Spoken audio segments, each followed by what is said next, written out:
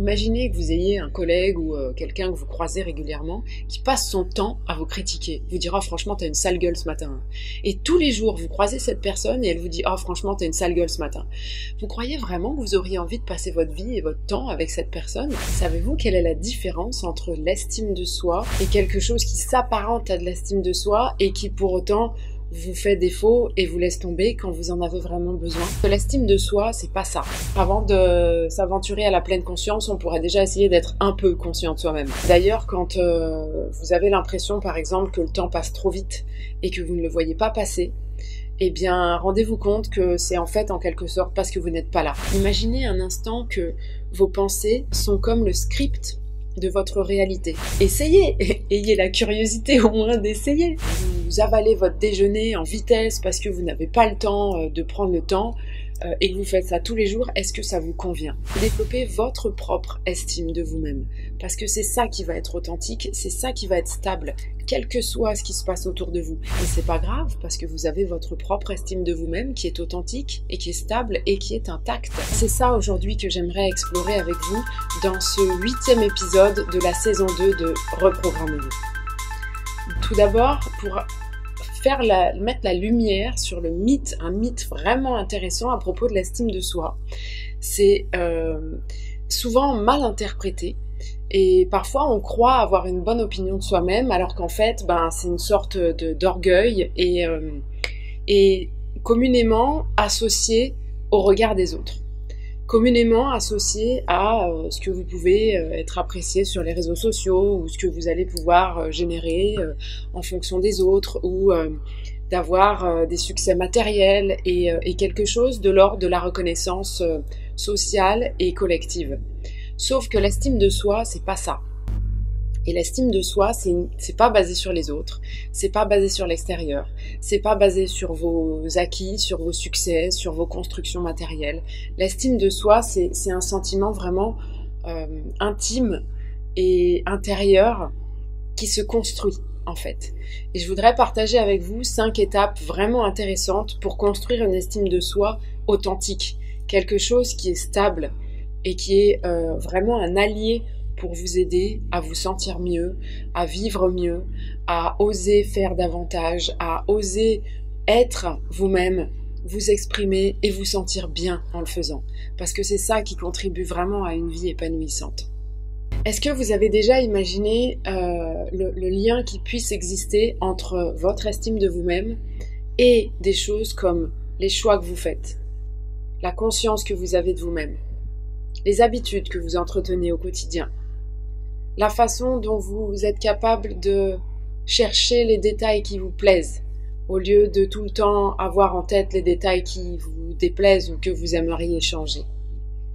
Et puis, le lien entre votre estime de vous-même et la façon dont vous vous parlez à vous-même à l'intérieur de votre tête, et la façon dont vous observez vos propres actions, vos comportements, votre apparence, et dont vous parlez avec vous-même à propos de tout ça. La première étape, c'est vraiment d'éveiller votre conscience de vous-même. Il y en a beaucoup qui parlent de pleine conscience. Vous en avez peut-être déjà entendu parler. Moi, j'aime bien dire, avant de s'aventurer à la pleine conscience, on pourrait déjà essayer d'être un peu conscient de soi-même. Parce que la plupart du temps, c'est pas le cas. Et d'ailleurs, quand vous avez l'impression, par exemple, que le temps passe trop vite et que vous ne le voyez pas passer, eh bien, rendez-vous compte que c'est en fait, en quelque sorte, parce que vous n'êtes pas là, justement. Vous n'êtes pas là au sens où vous êtes soit dans le passé en train de ruminer un truc, soit dans le futur en train de vous préoccuper pour quelque chose qui n'est pas encore arrivé. Mais en tout cas, vous n'êtes pas dans l'instant du présent que vous êtes en train de vivre. Et c'est pour ça que le temps, il disparaît, parce que vous n'étiez pas là. Alors que quand vous êtes pleinement là, et que par exemple vous vous ennuyez et que vous n'avez rien à faire, là le temps semble long. Et y compris par exemple quand on joue avec un enfant et qu'on est vraiment pleinement présent à regarder toutes ces petites expressions, ces mimiques, la façon dont l'enfant s'émerveille devant un simple cube, bien ça parfois on regarde sa montre et ça fait seulement 40 secondes alors que ça a paru vraiment très long. Donc la conscience de soi, c'est vraiment quelque chose d'essentiel. Et je vous invite à vous écouter, vous observer pour ramener votre conscience dans ce présent. Plutôt que simplement penser ou être de façon machinale, d'être beaucoup plus attentif aujourd'hui, ne serait-ce qu'aujourd'hui. Essayez aujourd'hui d'être plus présent, plus conscient. Et voyez comment est-ce que vous vous comportez. Comment est-ce que vous vous exprimez? Est-ce que vous parlez plutôt avec délicatesse ou de façon un peu brutale, un peu à jeter vos paroles comme ça, comme si ça n'avait pas d'impact? Je vous invite à regarder les 2 précédents épisodes, l'épisode 6 sur le pouvoir des mots, l'épisode 7 sur la magie des relations, pour vous apercevoir que ça a en fait effectivement un impact considérable. Donc, soyez un peu attentif aujourd'hui à comment vous vous comportez. Est-ce que vous avez pris le temps ce matin de vous habiller d'une façon qui vous fait vous sentir bien? Ou est-ce que vous l'avez fait rapidement comme ça, sans y réfléchir? Est-ce que vous vous sentez d'humeur joyeuse, festive? Est-ce que vous vous sentez plutôt boudeur ou râleuse? Et soyez simplement à l'écoute. Et voyez ce qui se passe. Parce que à partir du moment où vous observez ces éléments-là, ne serait-ce que de poser votre conscience dessus, ça permet des choses. Par exemple, si vous vous exprimez d'une façon brutale et que vous vous en rendez compte, mince, si c'est pas ce que vous avez envie d'être auprès des autres, eh bien, instantanément, vous allez pouvoir changer et rectifier ça. Alors que tant que vous le faisiez sans même vous en rendre compte, vous ne pouviez rien changer à ça. Et vous étiez simplement passif dans votre façon d'être. Alors que maintenant, vous pouvez reprendre la main. Donc la première étape, c'est vraiment d'éveiller votre conscience, simplement en vous observant et en vous écoutant. Et d'explorer comme ça vos pensées, vos émotions, vos actions, et en vous interrogeant sur ce qui vous semble être en accord avec vous-même et qui vous avez vraiment envie d'être. Ou est-ce que c'est plutôt une version délaissée et souffrante de vous que vous laissez faire comme ça par défaut parce que vous êtes déçu, déprimé, lassé, peu importe. Soyez attentif à ça. La deuxième étape, c'est d'attirer votre attention sur une autre façon de faire des choix.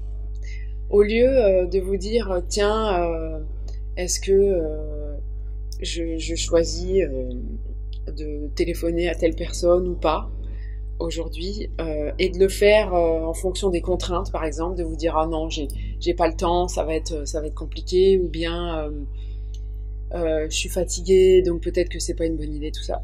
D'être plutôt délibéré dans votre choix et de vous dire attends, j'ai envie en fait d'appeler cette personne, j'ai envie de sortir, me promener, faire une balade, j'ai envie de faire telle ou telle chose, j'ai envie de penser autrement ou de changer quelque chose. Et d'avoir le courage de le faire, d'avoir l'élan de le faire. Ok, si j'ai envie d'avoir l'élan de le faire, et si je faisais le choix délibéré de le faire avec cet élan que j'ai envie d'avoir? Parce que c'est pas une obligation d'attendre que ça vienne. De la part de qui est-ce que vous voulez que ça vienne? C'est vous qui êtes aussi acteur de ce que vous vivez. Et le but de ça, rappelez-vous, c'est que vous voulez développer votre estime de soi de façon plus authentique. De façon plus authentique, pour ça il faut être conscient de soi-même. Donc d'abord vous éveillez votre conscience de vous-même, ensuite vous commencez à faire des choix délibérés. Qu'est-ce que vous croyez qui se passe si à un moment donné, au lieu de rester simplement dans votre fatigue et de vous dire non, je vais pas le faire parce que j'ai pas la motivation là, et c'est tout. Si vous restez comme ça, vous croyez qu'il lui arrive quoi à votre estime de vous-même? C'est pas terrible quoi. Alors que si vous vous dites tranquillement, vous n'êtes pas obligé de vous mettre des coups de pied aux fesses, vous pouvez le faire si vous voulez, mais vous pouvez le faire aussi avec tendresse et avec amour, de vous dire ok, là, j'ai envie de faire ça. Bon ok, allez.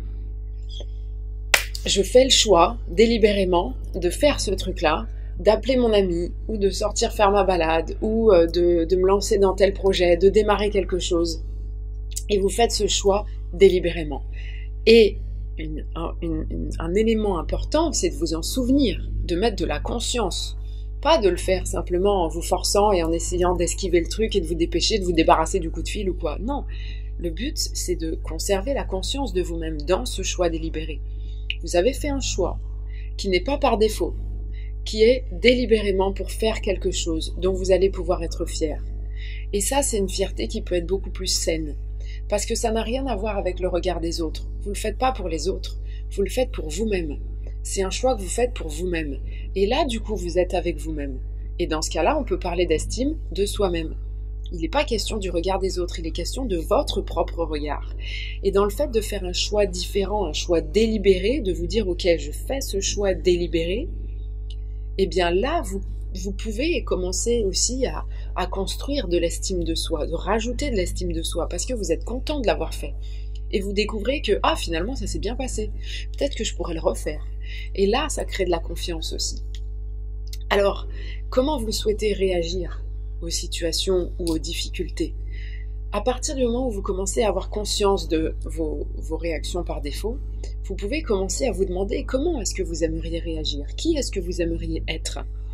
De quelle façon vous aimeriez vous exprimer? De quelle humeur est-ce que vous aimeriez être la plupart du temps? Et de commencer à faire des choix délibérés dans le sens de ce que vous voulez. Là, c'est vraiment une astuce phénoménale pour développer et cultiver votre estime de vous-même d'une façon authentique qui joue à l'intérieur et avec vous-même. C'est vraiment entre vous et vous que ça se joue. Et ça n'a rien à voir avec le regard des autres, ça n'a rien à voir avec la chance ou avec je ne sais quoi. Là, c'est vraiment entre vous et vous que vous êtes en train de jouer. Quelle que soit votre situation, quel que soit votre point de départ, l'idée c'est de faire un petit pas qui va dans le sens de ce que vous souhaitez et qui va pouvoir vous faire vous sentir mieux à propos de vous-même. Alors ensuite, la troisième étape, elle concerne vos habitudes. Et le but, c'est d'examiner vos habitudes au quotidien. Simplement pour voir est-ce qu'elles sont en alignement avec la personne que vous avez vraiment envie d'être. Est-ce que vos habitudes sont représentatives de la vie que vous avez envie de mener? Est-ce que vous avalez votre déjeuner en vitesse parce que vous n'avez pas le temps de prendre le temps et que vous faites ça tous les jours? Est-ce que ça vous convient? Est-ce que c'est une vie que vous avez envie de vivre comme ça? Parce que mine de rien, il faut se rendre compte que la vie elle passe et qu'à la fin elle sera terminée. Une fois la vie terminée, est-ce que vous l'aurez vécue d'une façon qui vous sera satisfaisante? Ça, c'est une question intéressante aussi à se poser. Parce que si au fur et à mesure des jours qui passent, vous avez des habitudes qui ne vous conviennent pas, c'est pas étonnant que votre estime de vous-même elle soit difficile, ne serait-ce que par moment. Parce que vous n'êtes pas en accord avec vous-même, vous n'êtes pas en accord avec vos propres habitudes. Est-ce que ça vous convient de vous comporter comme ça? Est-ce que ça vous convient de vous exprimer comme ça ou d'avoir une vie telle que vous l'avez aujourd'hui? Et si ça ne vous convient pas, pour quelle raison est-ce que vous persistez dans ces habitudes qui ne vous conviennent pas? Tout ça, ça contribue à cette difficulté à avoir une vraie estime de soi. Alors que si, imaginons, vous avez peut-être une quantité très importante d'habitudes qui ne correspondent pas à votre idéal de vous-même. Ok, c'est pas grave, c'est généralement le cas malheureusement. Et par contre, à partir du moment où vous ramenez de la conscience de vous-même, où vous commencez à explorer votre capacité à faire des choix délibérés, là, vous allez pouvoir peut-être changer une habitude et mettre en place une nouvelle habitude qui vous fait vous sentir bien à propos de vous-même. Vous êtes fier de ça, vous êtes fier de vous-même, vous avez réussi un petit truc, même un tout petit truc. Mais du coup, ça joue en votre faveur. Et ça, c'est vraiment entre vous et vous. Vous pouvez le raconter après éventuellement à des proches ou à des amis. Mais c'est pas leur regard à eux, c'est pas leur approbation qui va vous donner de l'estime de vous-même. Si c'est le cas, vous n'êtes pas au bon endroit. Le but là, c'est vraiment de jouer entre vous et vous-même et de développer votre propre estime de vous-même. Parce que c'est ça qui va être authentique, c'est ça qui va être stable, quel que soit ce qui se passe autour de vous, quel que soit ce que les gens, les uns ou les autres, peuvent vous dire ou ne pas vous dire à propos de vous-même. Quelle que soit leur humeur, si un jour ils arrivent de mauvais poil et ils vous disent n'importe quoi à propos de vous, mais c'est pas grave parce que vous avez votre propre estime de vous-même qui est authentique et qui est stable et qui est intacte. Et vous êtes dans ce cas-là beaucoup plus disponible pour entendre la détresse éventuelle de l'autre plutôt que de vous sentir jugé, de vous sentir attaqué ou dévalorisé. Parce que souvent quand l'autre réagit, même s'il essaye de nous remettre la faute sur la tête et de nous reprocher des tas de trucs, eh bien c'est simplement parce qu'il souffre. Et s'il ne souffrait pas, il n'aurait pas besoin de faire ça. Il essaye simplement d'alléger son fardeau en vous le mettant sur votre dos à vous. Et c'est tout ce qui se passe. Mais sauf que si vous accueillez simplement le fardeau en l'invitant par exemple à le poser par terre plutôt que sur votre dos à vous, vous n'êtes pas impacté et l'autre par contre il a apprécié votre aide parce que ça lui a donné un coup de main intéressant à ce moment-là. Voilà, donc la troisième étape, c'est ça, c'est le fait de euh, euh, mettre l'accent sur vos habitudes, et en particulier vos habitudes de penser à propos de vous-même. De quelle façon est-ce que vous pensez à propos de vous-même? Est-ce que vous vous critiquez? Est-ce que vous vous regardez devant le miroir, vous vous dites des tas de trucs comme quoi vous avez les cheveux trop comme ci, trop comme ça, et les yeux bouffis et machin? Qu'est-ce que c'est que cette habitude de vous regarder dans le miroir et de vous dire des choses désagréables? À un moment donné, j'avais découvert les travaux de Louise Hay, qui a fait un travail extraordinaire pendant toute sa très longue vie. Elle a aidé énormément de personnes à retrouver de l'amour de soi-même, et l'estime en fait partie. Et en particulier, elle les faisait travailler avec un miroir. Alors, qu'est-ce que ça vous fait de vous regarder dans le miroir? À un moment donné, c'est pareil. Est-ce que vous êtes dans une habitude, par défaut, de penser n'importe quoi à propos de vous, ou est-ce que quand vous vous regardez devant le miroir, vous vous rappelez: ah oui, j'ai conscience qu'il se passe ça dans ma tête, mais je fais le choix délibéré de penser une chose différente aujourd'hui.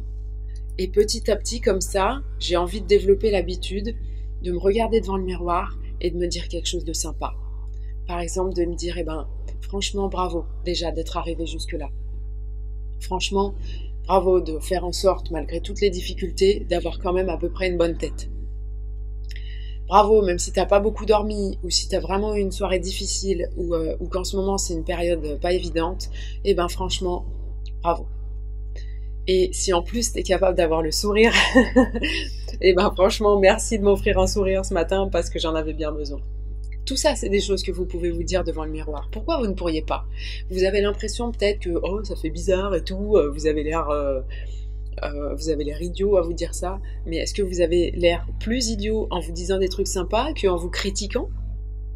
Franchement, je vois pas la différence, moi.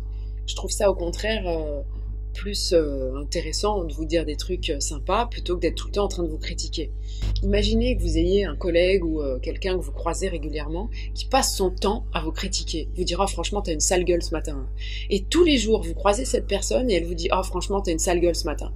Vous croyez vraiment que vous auriez envie de passer votre vie et votre temps avec cette personne? Évidemment que non. De quelle façon est-ce que vous pouvez avoir envie de passer votre vie entière avec vous-même si vous passez votre temps tous les matins à vous dire que vous avez une sale gueule dans le miroir? Sans déconner, c'est vraiment important de vous rendre compte de ça, de confronter cette réalité. Qu'est-ce que vous vous dites quand vous vous regardez dans le miroir le matin? Ça, c'est vraiment super important. Il y a deux possibilités, tous les intermédiaires bien sûr, mais globalement, si vous vous dites des choses pas sympas, prenez-en conscience. Et reconnaissez que, ah ouais, c'est vrai que je suis pas sympa avec moi-même. Et le fait de reconnaître ça, vous reprenez conscience de vous-même et vous vous ouvrez la voie à faire un choix différent. Et du coup, vous pouvez ensuite développer une autre habitude. Et là, vous êtes sur le chemin d'une vraie estime de soi authentique, sincère et constructive et construite avec vous-même. Ensuite, la quatrième étape, c'est d'aller vers quelque chose de l'ordre de l'autocompassion et de la gratitude. Malgré toutes les choses que vous pourriez souhaiter améliorer ou être différentes dans votre vie ou chez vous-même, il y a quand même des petites choses au moins que vous appréciez. Il y a des petites choses que vous appréciez. Même si des fois vous aimez bien vous plaindre un peu quand même, faire votre calméro, tout ça, on sait, ça arrive et des fois ça fait du bien. Mais quand même, il y a des petites choses que vous appréciez. Et de commencer à reconnaître ça. Et de vous le rappeler régulièrement. De vous dire: ah c'est vrai quand même, j'apprécie ça. Bon ok, je me dis plein de trucs pas sympas dans le miroir et tout, mais j'apprécie ça et ça quand même chez moi. Vous pouvez apprécier, je sais pas, votre capacité à être en forme malgré les difficultés. Peut-être que vous dormez bien. C'est pas le cas de tout le monde. Vous pouvez vous en réjouir dans ce cas. Peut-être que malgré le fait que vous dormez pas bien, vous arrivez quand même à être là. Et à être en lien avec les personnes que vous appréciez. Vous pouvez être en gratitude et reconnaissant pour votre capacité parfois surhumaine à surmonter des difficultés. Vous pouvez apprécier votre capacité à vous exprimer quand même de façon constructive. Vous pouvez apprécier d'être bien organisé et d'arriver à faire plein de choses malgré le fait que parfois le temps a l'air un peu trop court. Qu'est-ce que vous appréciez de vous-même ? Lesquelles sont ces toutes petites choses que vous appréciez de vous-même? Il y en a forcément. Et c'est sur celles-là que vous voulez passer quelques instants régulièrement à vous rappeler que ah ouais, c'est vrai quand même. Ça a quel but ça? Déjà, ça vous change les idées de ce qui vous préoccupe. Et ensuite, ça vous remet dans quelque chose de tendre avec vous-même. Et ça vous recharge un petit peu, ça vous nourrit, si vous voulez, d'une certaine énergie qui vous permet peut-être d'avoir plus de compassion pour vous-même face aux difficultés. Il y a des choses dans la vie parfois qui sont vraiment pas faciles à traverser. Alors souvent, si on arrive à les traverser de façon très constructive, les bénéfices ensuite sont formidables. Par contre, pendant l'intervalle de temps où on traverse la difficulté, ça peut être vraiment difficile. Et parfois, on n'arrive pas à voir le côté positif des choses, et donc là, c'est encore plus difficile. Et si vous aviez un peu de compassion pour vous-même dans ces moments-là, ça aussi, ça peut être une façon de contribuer à votre estime de vous-même. Parce que du coup, vous êtes là, vous êtes capable d'être là pour vous-même. Vous êtes capable d'avoir cette tendresse et cette compassion pour vous-même. Ah tiens, ça fait un point de plus sur l'estime de soi. Et puis, ça crée une sorte de relation un peu plus intime, un peu plus sincère avec vous-même. Et ça, c'est précieux, parce que les autres, ils sont pas toujours là. Et quand les autres sont pas là, vous n'avez pas envie de vous sentir seul et abandonné. Vous avez envie de vous sentir tranquille. Et ça, c'est un super bon moyen de se sentir beaucoup plus tranquille quand vous êtes seul. Et alors là, les gens auront d'autant plus envie d'être entourés de vous et d'être autour de vous, parce que justement, il y aura quelque chose de nourri et de nourrissant dans votre façon d'être. Alors, d'accepter vos points agréables et vos points douloureux, tous ensemble avec amour et tendresse. Je sais que l'amour de soi, c'est pas facile pour tout le monde, c'est pas facile selon les moments de notre vie, etc. Mais c'est quand même essentiel.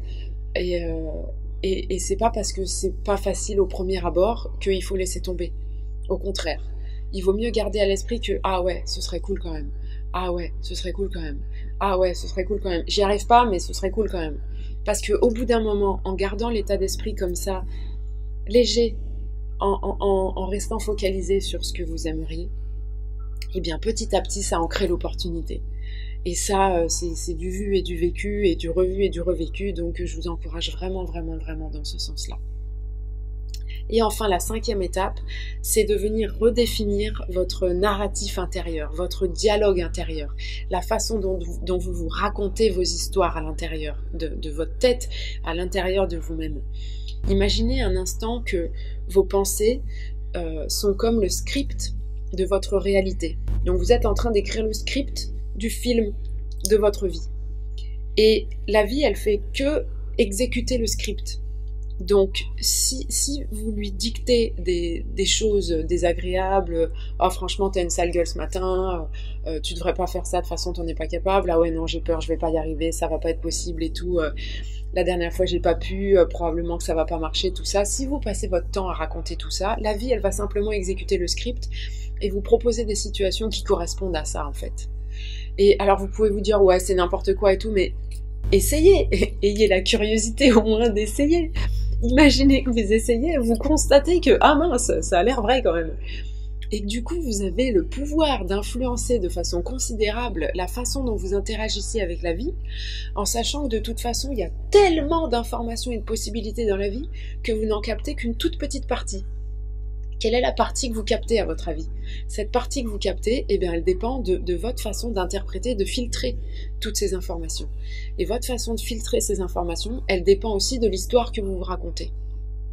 Donc, c'est vraiment important de choisir les histoires qu'on se raconte. Et parce que finalement, ça contribue énormément à la façon dont on vit les choses.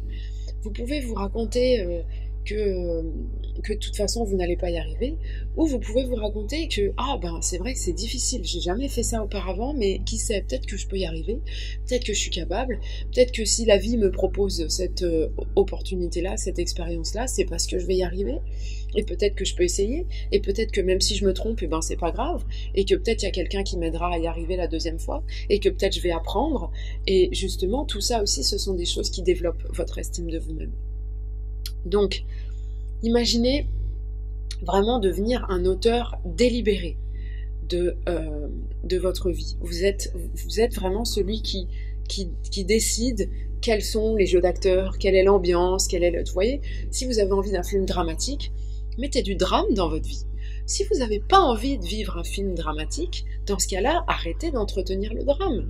Si vous faites tomber un truc, un vase important s'est brisé, au lieu de vous dire « Oh mon Dieu, c'est horrible et tout, j'y tenais tellement », tout ça, vous pouvez accueillir votre émotion et la traverser, mais dans une intention complètement différente, qui est de dire « Bon, ok, ça c'est vraiment douloureux pour moi parce que c'était un objet qui était précieux. J'y tenais beaucoup, beaucoup, beaucoup, beaucoup, mince, ça fait vraiment super mal. Mais j'ai envie de le prendre autrement, avec légèreté, et en sachant que tout va bien et que tout va bien se passer. » Ça, c'est une façon de composer avec soi-même. Imaginez ce qui se passe quand vous faites ça. Du coup, vous devenez fiable, vous devenez sécurisant pour vous-même. Ça aussi, ça contribue à une estime de soi beaucoup plus authentique, beaucoup plus robuste, beaucoup plus stable et pérenne. Voilà, donc vous pouvez redéfinir votre narratif intérieur, la façon dont vous vous racontez les histoires pour correspondre à qui vous avez envie d'être. Est-ce que vous avez envie d'être un personnage dramatique? Est-ce que vous avez envie d'être un personnage amusant? Est-ce que vous avez envie d'être un personnage sérieux mais compatissant? Ou sécurisant et à la fois léger et drôle? Ça fait aussi partie des libertés que vous avez. Parfois les gens disent non mais de toute façon on est comme on est. Oui et non en fait, parce qu'on est comme on est, mais c'est pas une fatalité. On n'est pas obligé d'être d'une certaine façon. On a la possibilité aussi de changer. Une preuve de ça, c'est que quand il vous arrive un truc vraiment costaud, que ce soit très négatif ou quelque chose de très très agréable, eh bien ça change complètement votre tempérament, votre façon de vous exprimer, votre façon de vous comporter, etc. Pourquoi est-ce que vous devez subir ces changements-là du fait d'un élément extérieur? Vous pouvez très bien accueillir ces changements-là du fait d'un changement intérieur. Et là, vous reprenez votre pouvoir. Et là, vous êtes celui qui définit votre propre estime de vous-même. Alors, en conclusion, je dirais que être conscient de ses choix, c'est vraiment comme être présent finalement auprès d'un enfant. Imaginez que vous êtes auprès d'un enfant qui explore la vie. Vous êtes comme un enfant qui explore la vie. Un grand enfant peut-être, mais c'est ça au final qu'on est. La différence entre un adulte et un enfant, c'est simplement qu'on a vécu, c'est simplement qu'on a du recul. Donc, se montrer de l'amour à soi-même, ça revient à être présent auprès de cet enfant que nous sommes qui explore la vie. Et chaque décision que vous prenez consciemment, délibérément et d'une façon qui vous plaît, ça construit la base de votre estime de vous-même. Et d'une façon constructive, c'est vous qui construisez. C'est pas au petit bonheur la chance, c'est parce que vous avez décidé de faire un choix qui correspond à ce qui vous plaît, à la personne que vous avez envie d'être et à la vie que vous avez envie de vivre. Ça, c'est intéressant. Et puis, en vous ouvrant à cette puissance intérieure d'être conscient de vous-même, vous construisez votre estime de soi d'une façon qui soit beaucoup plus stable et authentique. Et ça devient une force intérieure finalement qui vous guide au fur et à mesure, qui vous guide à oser peut-être faire des choses en plus, à oser faire des choses qui avant vous faisaient peur, et à arrêter de faire les choses dont vous n'avez plus besoin. Alors évidemment, que ce soit l'estime de soi, l'amour de soi, la reconnaissance, la conscience de soi, d'être présent à soi-même, à ses croyances, à ses comportements, c'est pas toujours spontané. En particulier quand il y a des programmes qui sont contradictoires, c'est-à-dire des comportements qu'on a mis en place ou des façons de penser qui à un moment donné étaient une solution à un autre problème qu'on avait eu et qui du coup sont devenus obsolètes mais dont on n'arrive pas à se défaire parce qu'elles sont bien présentes. Ça fait partie justement des raisons pour lesquelles j'ai cherché pendant longtemps comment faire autrement parce que moi-même j'en ai eu besoin et j'ai accompagné aujourd'hui beaucoup de gens justement à se libérer des programmes inconscients. Il y a mon livre qui a vraiment cet objectif-là de vous accompagner et les retours des lecteurs sont vraiment très intéressants dans les transformations que ça peut opérer. Et puis aussi, il y a tous les articles que je poste et toutes ces vidéos, elles sont structurées d'une certaine façon pour vous accompagner dans les transformations que vous souhaitez. Donc je vous invite à suivre tout ça, à vous abonner et à me contacter si vous souhaitez aller plus loin ou si vous voulez travailler sur quelque chose de spécifique. Et à profiter des événements qui sont en train justement de se remettre en place, que ce soit des conférences ou des ateliers.